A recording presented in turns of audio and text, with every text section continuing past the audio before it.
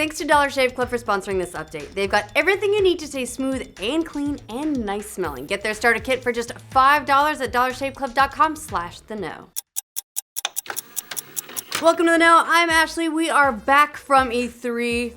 We survived, just barely. You're gonna be seeing a whole bunch of cut down interviews and gameplay demos from the show going up here over the next week or so. We'll try and balance them out so we don't completely flood your subscription boxes, but it's all really exciting stuff.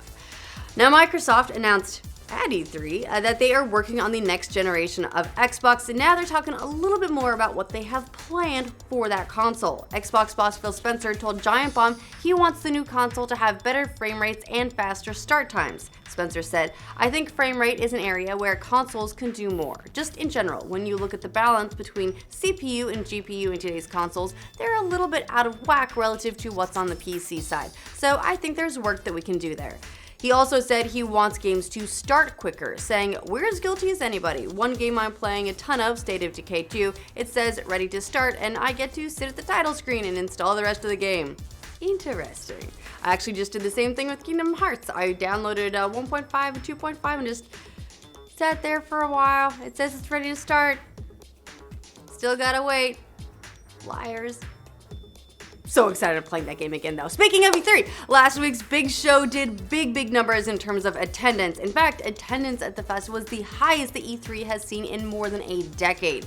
According to the ESA, this year's E3 saw more than 69,000 people, and that was the highest total since 2005.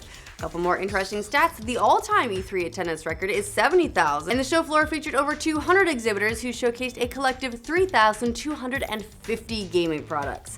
ESA President Michael Gallagher said in a statement, E3 2018 reinforced the cultural prominence of video games for a global audience. Big part of that, of course, being that with E3 now being open to a public audience, that's going to change the way those numbers work a little bit.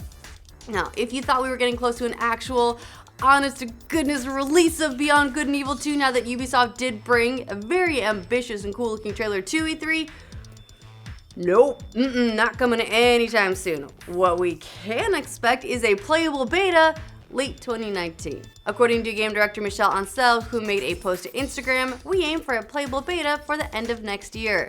The game's a prequel to 2003's Beyond Good and Evil was officially announced last year, but actually there was a teaser for it way back in 2008, so it's already been a pretty long wait for fans. It's gonna be a longer one, so yes, trailers looked really awesome, even very nearly won our E3 tournament of trailers, but time to settle in for a good long wait, folks.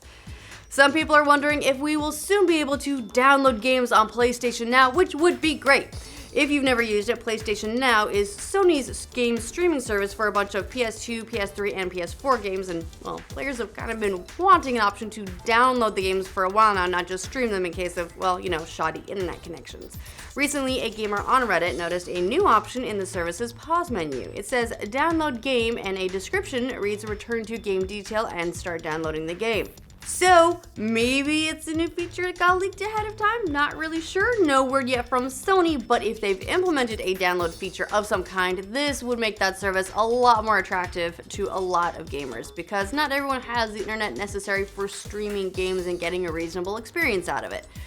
Octopath Traveler comes out next month for Nintendo Switch. Oh, I'm very excited about that. We had them on our show. We got live gameplay. We'll post that up too.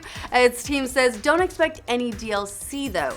In an interview with Dengeki Online, Square Enix producer Masashi Takahashi said that it should take about 50 to 60 hours to complete the main story and about 80 to 100 for completionists. Takahashi was asked if there are plans to offer DLC with the game, and he replied, "We are not thinking about that at all. The release version is a finished product." So there you go. If you want to check it out, Octopath Traveler releases July 14th. Not a long wait. Been waiting since last year when they announced it, and then we're like, oh, by the way, here's a demo.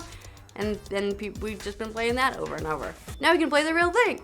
We've been hearing about this for a while now, yes, but the World Health Organization has now officially included gaming disorder as a mental health condition in the 11th edition of their International Classification of Diseases, which rolled out today.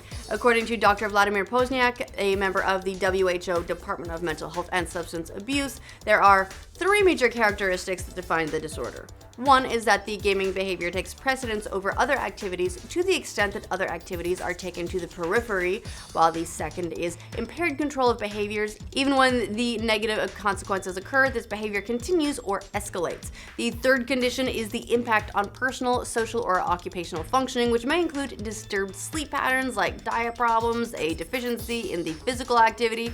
Based on the conditions, it's considered close categorically to gambling addiction in that there's no physical substance abuse, but it's considered to be highly addictive. All in all, honestly, the actual conditions don't sound too unreasonable. If it's taken over that much of your life, it makes sense. But oh god, all the hand waving from people who are now going to think playing games is automatically a mental health issue should be fun. A new game based on the popular Kill la Kill anime has been announced. Yay, everybody's so excited! It's being developed by the Japanese studio A+ Games and is set for a 2019 release. It's being published by Arc System Works, who says we can expect more details next month at Anime Expo in Los Angeles. Makes a lot of sense. We would hear more about it at that show. We don't know much more about the game yet, but the official site describes it as a battle action game, which could mean a fighting game along the lines of maybe like Dragon Ball FighterZ. Now, Fortnite is one of the most popular games in the world, in case you missed out on that little trend. And to underscore that fact, it's affecting porn. Yes, that's right. During the big Fortnite Pro-Am tournament last week, YouPorn recorded more than 13% drop in traffic. Oh god, the porn. We've seen it before. This has happened during a lot of big gaming tournaments, and don't worry, YouPorn says its traffic went right back to normal after the big tournament was over. That's a relief. Of course, the tournament was eventually won by Fortnite Pro Ninja and DJ Marshmello. We don't yet know if porn searches for those names went up during that time or afterwards, but I'm sure they'll let us know. 2 years ago, Finding Dory set the box office record for highest opening weekend for any animated movie, coming in at a whopping $135 million.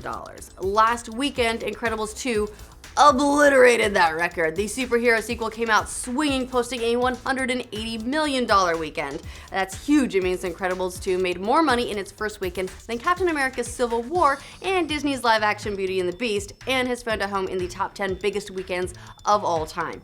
Interestingly enough, it means Disney now has 9 out of 10 of those opening weekend slots, so that's a lot. The sole standout is Universal's Jurassic World. Not only is Incredibles currently making all the money in the world, the film also received an A+ cinema score, which bodes pretty well for it to keep making all the money since people seem to really like it. We'll see how much of a bite Jurassic World Fallen Kingdom takes out of this one next weekend, but pretty safe to say it's going to be a massive, massive hit for Pixar and Disney. I really enjoyed it. I thought it was a great movie, but that's just me. Let us know what you thought of it. In fact, let us know what you thought of all this news in the comments down below. And to make sure you get news from every corner of the internet every single weekday, like this video. If you're new to this channel, subscribe to the know, and hold on to your butts. It's E3 content posting time. Shout out to Dollar Shave Club for sponsoring this update. Dollar Shave Club has gone beyond razors. Now they've got everything from hair products to body cleanser to skincare as well to keep you smooth and clean and head to butt to toe, and you're gonna smell really nice in the process. Personal recommendation, the Amber Lavender Soap. It smells absolutely incredible, but I'm also a sucker for lavender. That's not too surprising. I've mentioned it before. I will probably mention it again. Like everything else from Dollar Shave Club, they deliver right to you, so you don't need to wander around a store looking for an employee to unlock a razor case, because that's just annoying. And every product is their own original stuff made with premium ingredients. You can get your first month of their best razor, that's the Executive Razor, along with travel-sized versions of shave butter, body cleanser, even the nice boat wipes for $5. After that, replacement razor cartridges ship for just a few bucks per month. Get your starter set for just $5 when you go to dollarshaveclub.com/theknow.